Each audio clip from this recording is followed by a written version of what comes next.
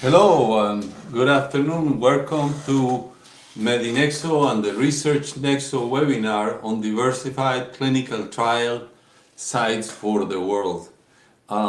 Today we have a subject that is very interesting in a market that is growing leaps and bounds, the market of global clinical trials. But I want to focus specifically tonight on the situation with diversification in clinical trials. In fact, I want you to understand that in the US, even though the population of African Americans represents 13.4% of the population, less than 5% of the people participating in clinical trials are African Americans. And the situation in Hispanic markets is even worse. Hispanics are represented at an 18.1% in the population, yet they represent less than 1% of the participants in clinical trials. Diversity in clinical trials is something that is being urged to become a reality by the FDA. And the FDA is taking initiatives that are very significant to this. The FDA announced that on April 13, the requirement about participation, about the diversity plan for any clinical trial that's registered to be approved by FDA. This is a significant step into increasing the pressure on the manufacturers, the pharma and medical device companies to be clear about the fact that they're diversifying. And why is that? Because the reality is that if the trials are not diversified, the result of the clinical trial studies have more concerns. There are significant industry challenges that in general the industry faces, and minimal physician participation. In the United States, less than 5% of physicians actually participate in research, and abroad that number is even less than 1%. So there's a lack of proper patient selection, and of course, again, the lack of diversity. But the challenges with centralized and the need to decentralize clinical trials is important. And talking specifically about diversity side challenges, there are two significant perspectives. One from the NIH that says that the lack of diversity and inclusion extends to creates gaps in understanding the diseases, and that's a significant situation. But participation and the issue of participation by physicians is the reason why most of you got invited today. We are really happy to say that today we have, just looking at our audience, we have people from Texas, from Colorado, from Phoenix, Arizona, Miami, Florida, multiple from New Jersey, from Passaic and Cherry Hill, Pembroke Pines in Florida. Florida is well represented, Tennessee, many people from different places. But interestingly, your invitations have a lot to do with the fact that you either represent a minority or you actually live in a minority community, in a community that has a lot of minority. And why is that? Because we are going to address the fact of participation of diversity. But participation of diversity in general is affected because in general there are challenges to participate as an independent practitioner in clinical trials. So we're going to talk a little bit about what we consider are the top 4 challenges for participating in clinical research. First, managing research as a business. Second, the ability to find the next study. Third, the issue with slow study startup. And fourth, again, very related to diversity, locating and enrolling patients. So first of all, managing research as a business has a challenge because the business stream is significantly different than the day-to-day operation. So you have to allocate, you have to define some of the functions in your center for you to be able to conduct trials. And this is a challenge for managing research as a business. Managing research as a business also needs to the consideration of managing the program itself of research and hiring and firing and all the management of supplies and all the items that relate to this, and also managing the clinical trials themselves. Are they performing? How is the matching going? Is the recruitment, recognizing and managing issues? Those are important factors. And also there is the factor of managing the money. It's a different business line, and managing money in clinical research is a different business stream than managing the money flow or the workflow in a regular business at your participation. Some of the items are listed today. I don't care to read too much on this. You can always replay the video and take detailed notes. But where to start? I think it's important at the heart of any business, and the business of clinical research is no different, that you have to first ask yourself some questions about why are you getting into clinical research? What makes your site different? Why is your site special that could actually contribute to research, contribute to with population, contribute with specific characteristics of the patients that you specialize on or that you see the most in your region? And what is your plan for recruiting patients for your studies? Those are significant points. And one more that is critical is how much time do you want to devote to research? Those are questions that you need to ask. Then you have to start getting ready. And getting ready requires legal structure, hiring personnel, understanding the market opportunity and the financial needs. And then third, you have to accredit yourself. You have to start understanding what accreditation as a clinical research site means and how you get rated. Then you execute, and the execution means finding the trial opportunities and activating the first trials, and then repeating the process, then doing more and more. Because remember, when you set up a business, if you only do one sale after that, two sales after that, you're going to make an investment that is not going to be recovered in the long run. 46% of principal investigators participate only in one or two research processes, and after that they kind of give up. And a lot of it has to do with this mindset of let's try it and let's invest everything at the beginning and then see what happens. So we're going to provide some secrets to success in management research as a business in a little bit. But now we're going to talk a little bit about finding the next study. And there are ways to find clinical trials, and of course one of them is connections. Basically, you have a network, I have a network, we're on LinkedIn together maybe, and you can connect to through networks for looking for clinical trials. You have to respond to clinical trial feasibility requests. If people ask you, you should consider it. Also, you could have colleagues that provide a reference and say, why don't you participate in clinical trials? Let's explore it together. Now, there are organizations that actually make it a business to do business development for clinical trial, and this is what you're facing when you are in a large hospital, in a university environment. You probably have an organization that's dedicated to looking for clinical trial opportunities for your clinic.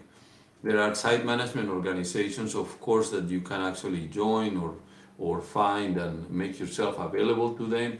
And there is online. You can go online to clinicaltrials.gov and do searches and try to find out how to connect to these people. So, and there are services that actually charge you for doing the search for you or doing the organization. It's kind of a mix, a paid or under contract mix of other options that I have mentioned. We are going to talk about some secrets to success in this area as well, how to find the next study. There's the issue of a slow study startup, and this issue has some specific factors. Perhaps the one that summarizes it all is the preparation. Preparation as part of the startup. When you start doing the accreditation, the regulatory requirements, the documentation, and all that, when you start the study, well, you're going to slow down the start of the study. Clinical trial management system readiness is like today everything is automated, and with decentralized clinical trials, even more so. We'll talk about that as well. But there are just acronyms like CTMS, EDC, and the databases and all this that you perhaps not familiar with. So those are things that you have to keep in mind. There is the communications with the database, with the patient base, is typically another issue. So if you don't have everything set up for communications, then you have issues with that, because communication with patients is involved in the recruiting process, in the process of registration, in the coordination, in the communications with the patient. So all that, and then comes the workflow implementation. You have your standard operating procedures, you have to be able to execute them. So we are going to also provide some secrets for success here. In the industry, it's very common that people talk about suggested approaches like aggressive strategies for marketing, for doing outreach. But it is very important that you have a good clinical research associates, people who are prepared and understand how to conduct clinical research.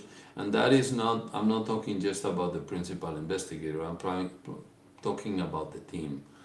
So investment in technology perhaps is something that a lot of people do. And of course, we're in a world where you're going to be sold tools and offer software tool technology for doing this. And that's where it becomes a challenge for a small setup or a clinic that is trying to be doing this independently, because then you have the toll of trying to acquire technology and all that. We're going to talk about some secrets for success on that as well. And locating and enrolling patients, basically patient recruitment has a lot of challenges. Connecting with the patients, the logistics of the patients, those are things that you have to have managed in advance. Challenges on data management, challenges on team training. Team training is very important on being able to locate and enroll a patient, because when you locate a patient, you have to communicate a clear message to understand if there's a good fit and then qualify and recruit. So there's a process of communication that is challenging, and of course you have to prepare for handling issues with patients. We will talk about secrets of success on this area as well. So let me summarize what we consider are the secrets to success. And since you are our guest here and you are invited to participate with Research Nexo, when I talk about the secrets for success, I'm talking about inviting you to a dialogue, and you're welcome to reach out to Medinexo. What you have to do is go to researchnexo.com and register and enter your first survey, and we will contact you and start helping you with the secrets to success. But let's talk specifically about the secrets of success for managing research as a business. First of all, you have to negotiate a good budget. You have to have people who know what they're doing with negotiating a budget, and you have to negotiate a good budget that is solid for you. You have to manage the cost properly. Be clear on the cost, because that's where you can throw off the profit. And do not leave money on the table. Most clinical trials, the principal investigator and the team leaves money on the table. They don't execute completely, or they don't bill completely. So secrets for success on managing research as a business: negotiate a good budget, manage the cost, and do not leave money on the table. On finding the next trial, the secret to success is be always ready. That means that to find the next study, you have to be ready. You have to remain ready after you do the first study. It is like if you are a company with a business and you stop selling because you are in business, You have to continuously be ready to sell. You have to continuously be ready for the next study. And you have to be always on site. This is important too. When you commit to a clinical trial, you have to remain on site for the next one. And remaining on site in our world means participating in Medinexo, participating in the network with the Blue Cloud network with more than 100 sponsors on the network. So the secrets of success: find the next study means be always ready and be always on site. Now let's talk about the secrets of success for slow study startup. First of all, be ready from the start. That's important that for the start of a clinical trial, you already have done most of the steps to be ready. You don't have to be ready 100%. You just have to be ready. You have to be ready to get started. You have to know and understand what a clinical trial is. You have to take training classes. You have to do what it needs to do. We try to make it easy for you, but this is our way. So be ready from the start. Now, have a dedicated clinical research team. It's important that you select and assign those teams, that they have clear the times and the resources that they have available, and they can dedicate time. Make communications easy for the participants. And when I'm talking about the participants, I'm not just talking about patients. Make communications easy for all participants. Your team, those who participate, the investigators, everybody should have easy communication flow. Now, the secret of success to locating and enrolling patients, and this is a point that I'm going to expand on. First of all, you have to use today's tools. You cannot communicate with the patients as if you were communicating many years ago. You have to communicate using today's tools. Use SMS, use WhatsApp, use the communication tools that the patients use. And we'll talk about this a little bit in minorities, related to minorities. Make it easy for your team. So make sure that your team is easily communicating, easily reporting, easily capturing data, easily keeping up with schedules, and a lot of technology is there for this. So I'm going to summarize this. If you want to take a keep away from this presentation, I would recommend you take a picture of this slide, because managing research as a business is going to be successful if you negotiate a good budget, if you manage the cost properly, and if you do not leave money on the table. Finding the next study is easy if you always are ready and you're always on site. The slow study startup can be avoided by being ready from the start, by having a dedicated clinical research team, and by making communications easy for the patients. And locating and enrolling patients, you need to use today's tools, and you need to make it easy for your team. I'm going to focus on this area of locating and enrolling patients because we're talking about diversity. And in diversity, we see clearly the need for the involvement of principal investigators who are of different ethnic origins. A patient tends to look for a doctor who has commonalities with them, who has common culture, who understands their culture, understands maybe their language or maybe their nature, and they feel comfortable with that. That means that those who are diversity physicians, practitioners, have a really important opportunity to attract patients that are in minority groups. Now, the second thing is the participation with the communities. You need to be conscious about the social community, the social groups around you.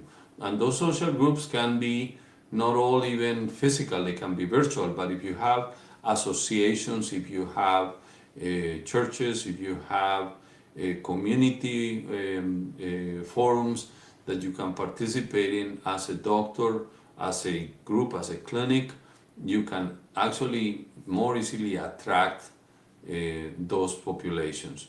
So the community involvement makes you available for the community, and participating in diversity communities actually enables you to get easier recruiting. One of the very interesting opportunities that you have now is that is one that we promote heavily, which is the centralized clinical trial. And in Nexo and with our Research Nexo initiative, we actually promote the use of the expansion of decentralized clinical trial. And a decentralized clinical trial is a trial that is not just limited to a physical facility. It is a trial that is limited, that is expanded, not limited, expanded into virtual means. That means that you actually have the use of telemedicine to communicate with the patient. And you can take it even further into saying that you're using it with uh, uh, home services. So you actually can deliver to the home the trials. You can deliver to the home the ability to communicate, to capture results, to capture data, to capture information, to follow up requirements, to do all the things that the centralized clinical trials do.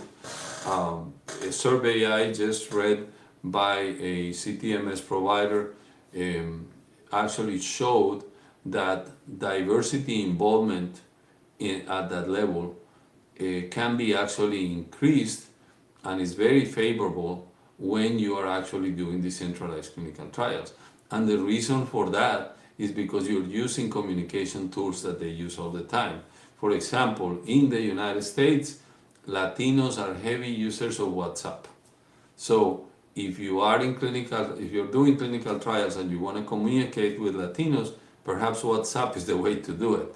Not necessarily trying to get them get a phone call from someone who speaks English and doesn't speak Spanish to get them to come to a center physically where at schedules that don't fit them.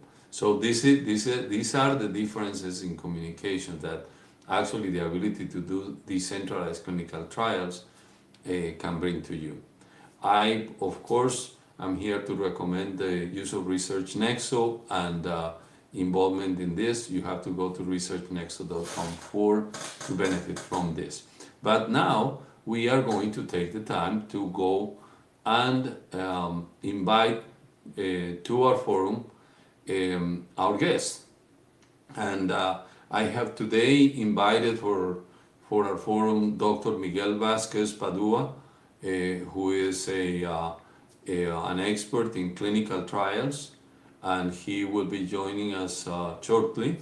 And then we also are inviting Dr. Ryan Clemons, who is a pharmacist and who is a director of innovation for the Blue Cloud, which is our partner in clinical trials work through Research Nexus. So we'll wait for both of them to come in, and in the meanwhile, I'll start looking for questions from the audience. And if you can, we can get started with a question. Let me see what we have. So we have um, so we have a question for let me see. Oh, Dr. Miguel Vasquez is here. Yeah, good evening. So I thank you. Welcome to our webinar, Dr. Thank you very Vasquez. How are much. you? Good, good. Thank you, everyone. Thank you for Yeah, joining happy to be us. here. Please tell me, please tell us, give us a brief introduction. Tell us a little bit about your background. And actually, I have a question from the audience already for you. So, All right, great. yes. Yeah, so I'll be brief. It's a pleasure to be here. I'm stationed in Puerto Rico. So here is my headquarters in Caguas, Puerto Rico. Um, in my background, actually, I have a PhD in oncology from the University of Wisconsin in Madison, but I also did some um, uh, basic biomedical research UNC, Chapel Hill, and at Yale University involved in a few clinical trials from the point of view of the biomedical group.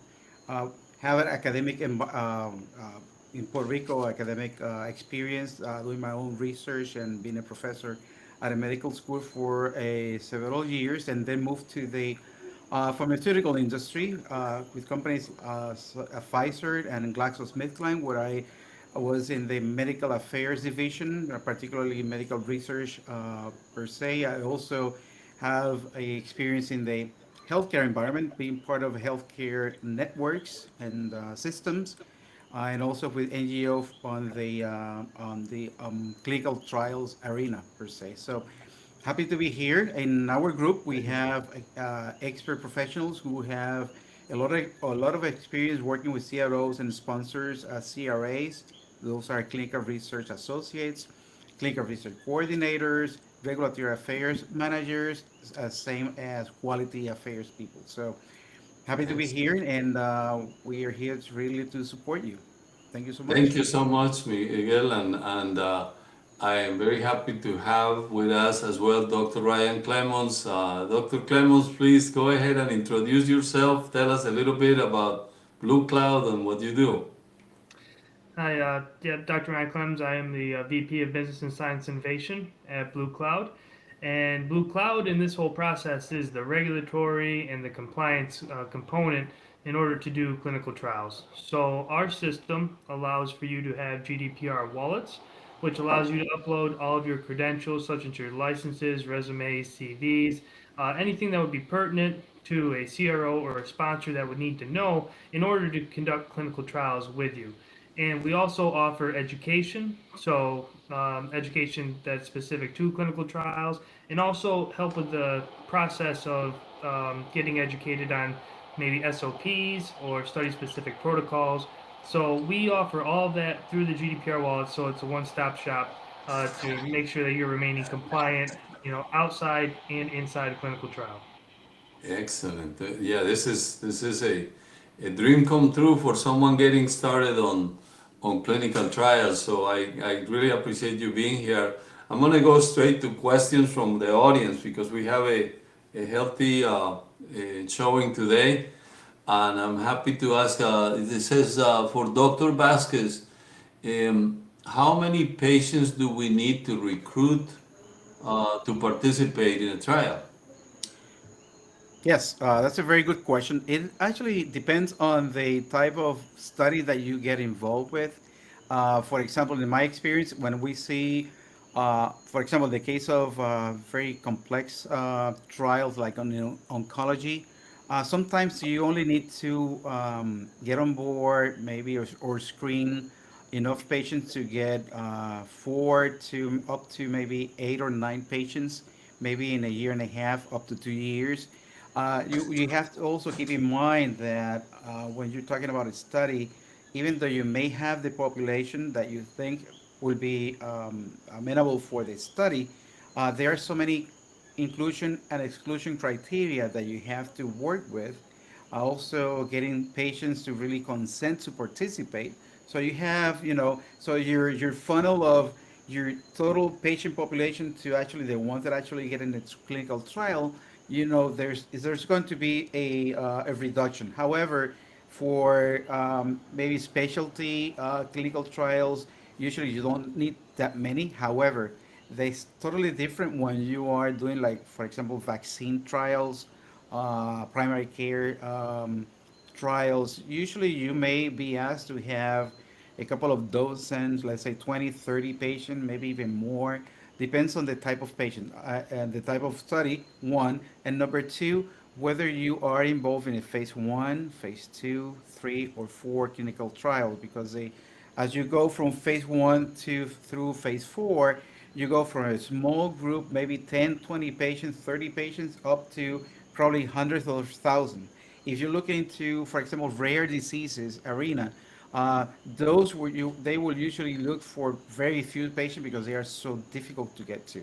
But that's a very I good see. question, and but that's something to keep in mind because So at the it end of could the be day, we have to, prof, you know, get access to these patients in clinical trial, but at the same time, they have to comply or meet all the different requirements.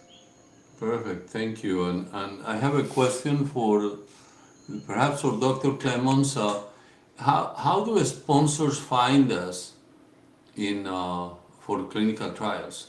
I think there is an answer for Blue Cloud, and there is an answer in general for the industry, right? In the industry, you have to go out. I was telling the audience that you have to go out and be proactive and do business development, go out on networks and start almost trying to form your own business development team. How does that happen in the Blue Cloud? Yeah, absolutely. So we have relationships with many sponsors and CROs. Some of the sponsors that we work with currently are Medtronic, Abbott, Boston Scientific. For the CROs, we work with like Signet, Syneos. We have a couple studies we've done with IQVIA. So we have access to those decision makers. So we can actually, once we determine that a site is research ready and can conduct clinical trials, we can make them known to those individuals so that if a study comes up in their therapeutic area or they could would be able to do, we can create that link. Also, we do a if everybody would go to bluecloudtv.net, you go there, and we do for everybody that does the Research Nexo joins up with us. We will do a free interview, and that will include all the information that a CRO or a sponsor are initially looking for: your patient populations, your personnel, your technology, infrastructure. So we ask all of that so you can represent in a video format your site. That's very good. That's really good. So there are a lot of good opportunities. With that, I want to jump to another question for Dr. Vasquez. What makes my site ready? Great question. There are, it is a process. However, we can work together to make it happen relatively quickly. Number one, you were looking into to make it have sites ready. You have to have the number one the people involved. The professionals that are going to be part of the clinical trial. In that case, you have the minimum required would be a principal investigator, and second would be a clinical research coordinator who can also be a nurse, a research nurse, who at the same time might be a site manager. So this person takes care of clinical as well as administrative duties. That's a, let's say just two people are able to really start a small clinical site. So you have people who are trained, they are professionals. You need the facilities or the technology. So we have centralized and decentralized clinical trials. Therefore, you may need to have a physical facility to do all the almost 100% of the study. But at the same time, you may have hybrid combinations or fully virtual or decentralized where you work with patients maybe working from basically following them up from home using phone, using technology to access them. So you have the resources, you have your facility, you have the patients, and basically those are the three main components. If you have the resources, facilities, and the patients, you are ready to go. I mean, the other things are pretty much things that we can work together to get you like what is the regulatory process in your state or your Okay. area, to get you some protocols in place. Those are more of administrative and quality and regulatory that we can work together. But as long as you have your team, facilities, and your patients, we're good to go. Well, team, facilities, and patients. I think I like the answers. I should have it on an acronym for the next meeting. Team, facilities, and audience. Now, I guess you also talk about centralized trials. There's a question about more about what is a centralized and decentralized clinical trial, and I think I can take that, but I want to segue. There's another question about technology. So let me just say my part here on the centralized and decentralized. Uh, Virtual communications with with patients enable decentralized clinical trials. And decentralized clinical trials are really those trials that are not all about a patient going to a centralized location, but a patient being able to communicate remotely for a decentralized trial and participate in a trial even though they're not coming to the site all the time. The next and best perhaps expression of that is the at home ability for the patient, right? Nowadays, with all the medical devices that are coming up that are home based and the ability to communicate, the ability to transfer data, I think decentralized just means convenient to the patient, and I think that's the real key factor is decentralized means convenient to the patient, which means we will be able to include more patients. They're asking also about the technology. How do they acquire the technology to become ready for clinical trials? Because this sounds like a lot of software and technical stuff. So maybe Dr. Clemens can address that. What does it take for you to have the technology? Sure. So within the Research Nexo component, Blue Cloud offers all the technologies that we offer free of charge, including the Ray Nexo program. So what that includes is a GDPR directory, which is basically an HR management system for your site. That you can upload all the GDPR wallets that you have yourself and your employees upload all of their credentials within. So in the education component, we have a e-learning management system, which means that if you have specific SOPs for your site that you need to distribute to your employees and ensure that they not only understand the material, but they can get a certificate for taking that module based on the education that you were disseminating, that's all free of charge, and those certificates remain on the wallet as well for your directory to collect and be able to do compliance with. So when it comes to the Blue Cloud side of technology, that's all included with the Research Nexo program. Excellent, excellent. That makes a huge difference. It's an equalizer, right? For you to be able to participate independently or a small site without having to be concerned about all that investment in technology. I have another question for Dr. Vasquez. What is the time commitment for a site?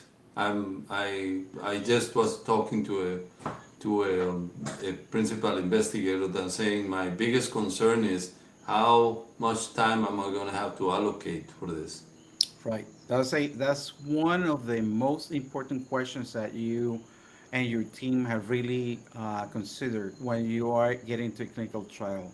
At the beginning, if you are just new to this environment, to this ecosystem, it's going to take some time. You know, there's a learning curve to learn about the processes and all the technical issues or technical topics. However, because of this relationship in partnership with Blue Cloud, you will have access to many of these courses free of charge that you can actually complete and get that information. However, when we're talking about the time commitment to study, basically it's important to have a very good partner or professional at your site, being a research nurse or a coordinator, because they most of the activities will be managed or the traffic will be basically handled by this coordinator. This is a person who will be really doing a lot of face-to-face or virtual interaction with the sponsors. Sponsor here, we're meaning medical device industry, pharmaceutical industry, and so forth. CROs, these are clinical research organizations like IQVIA, Parexel, and so forth. So a lot of interaction, forms to fill out, then getting all the contracts and budget, and then you move into the actual clinical trial, which is basically to get things done, to screen patients, to talk to them, and they get the consent form, goes to the clinical part, and so forth. So your coordinator is really at the heart of the entire operation, or your group. So it's my recommendation is to have a coordinator, and someone else as a site manager or a support personnel to help him or her, and then your principal investigator. As a physician, you will need to probably dedicate, it depends on the complexity of the trial. Some of the sites that I have worked with, they usually set aside, let's say, like a morning or half a day, an afternoon on a Thursday or a Wednesday to say, this is my block of time to coordinate, make appointments with the patient that I want to interact with.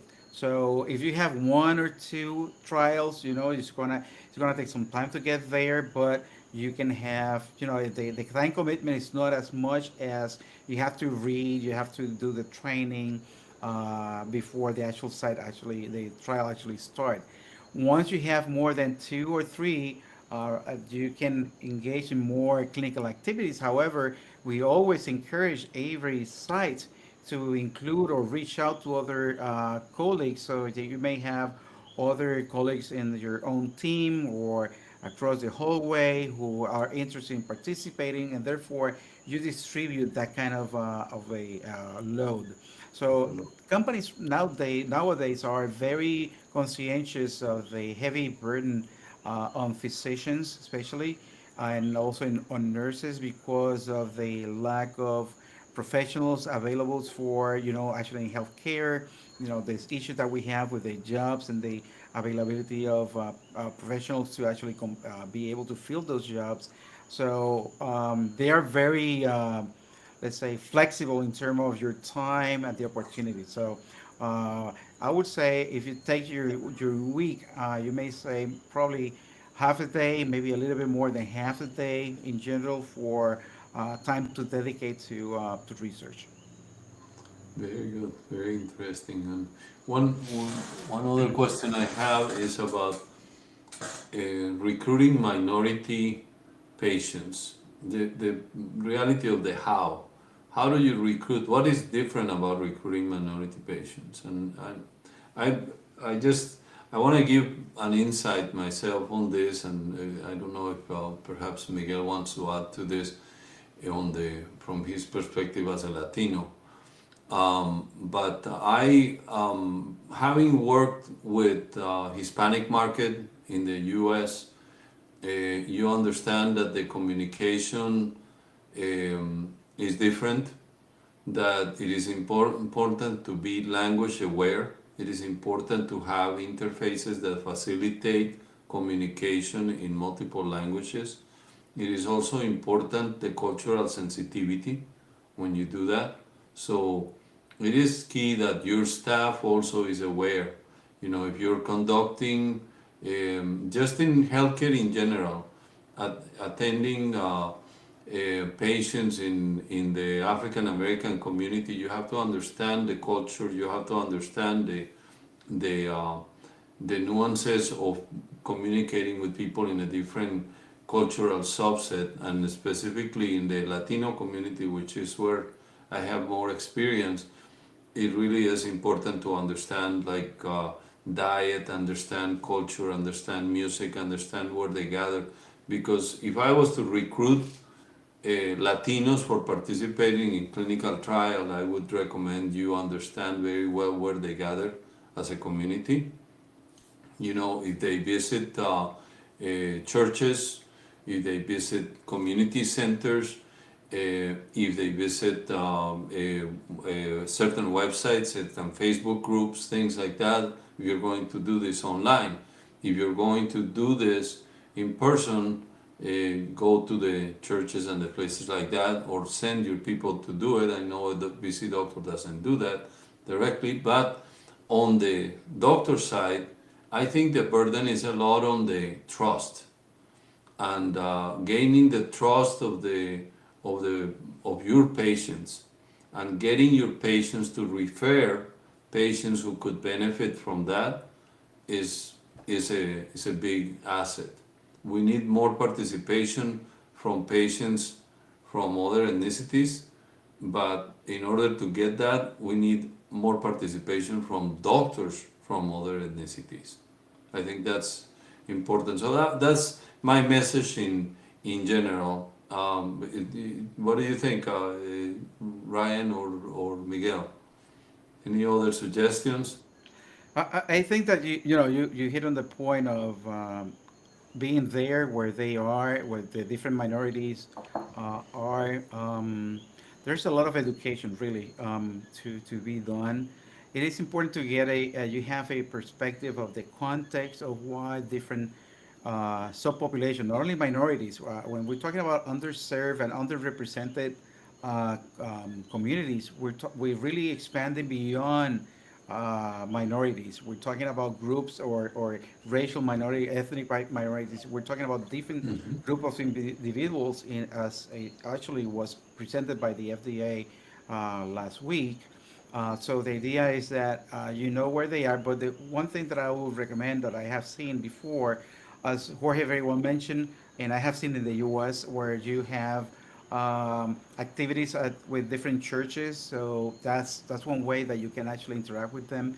If you have someone in your team, whether it's a member of your team or maybe you have a patient advocate who actually really enjoys or knows about clinical trials and he or she can be a champion for you, they can talk, patient to patient. That's another one. And if you can volunteer to provide, to give some services or education to patient groups in your community, that would be awesome. I think that really helps quite a bit. So knowing those organizations is very, very important too. Very good. I think that's the opportunities are all there with Native Americans, with Asian from India population, Asian from China, from other countries where we have good sized populations. The opportunities are all there, but I think that those are great ideas.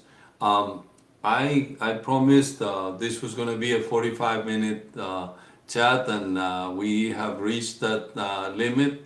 So I want to be very respectful of everybody's time. I appreciate that. I think we hopefully we've contributed quite a bit to everybody. I just want to say ultimately that if you want to participate in clinical trials, the best way to do it is go to researchnexo.com, fill out your first survey, and that way you let us know that you have an interest and we will follow up with you. Thank you so much for being here. Dr. Miguel Vasquez, Dr. Ryan Clemons, thank you so much for your Thank you so much. participation, your contribution, and everybody have a great evening. Thank you. Thank Bye-bye. you, Jorge. Thank Good you. evening, Cheers. everyone. Bye bye.